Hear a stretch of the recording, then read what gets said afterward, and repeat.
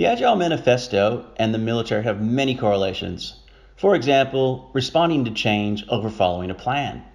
When I joined the military many years ago now, I had to pass the Australian Army's boot camp in Kapooka. And it was here where my foundational Agile lessons truly began. One such lesson took place each evening before bed when we were told what the dress of the day was for the following morning. Now this allowed us time to plan and prepare our uniforms and equipment for the next day's activities. Then at 6 a.m., Reveille would play and we would all jump out of bed, hurriedly shower, shave, and dress for the day and line up outside our barracks. Our instructors would come past to inspect us and ensure we were prepared for whatever activity they had planned for us. But it seemed to always be different from the one planned the night before. We would all groan and run back to our rooms to change and line up again before heading out for the day's lessons. Now this would happen each day. Our section commanders would bark out that we were incorrectly dressed and send us back to our rooms.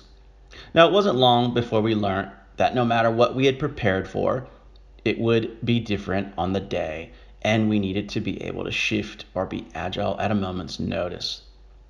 Over the days, it got to the point that no matter what was thrown at us, we were always ready for the change as we began to anticipate and accept it. Change became the norm. Now at the time, this lesson was annoying, irritating, frustrating, and exasperating, but reflecting back on it now, it taught me resilience, persistence, and agility.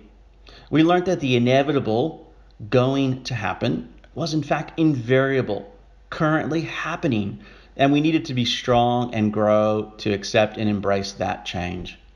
So as you go about your day, think about the invariable. Change is always occurring, so there's no sense in expending your energy fighting it. Instead, use your energy towards mastering it and embracing it.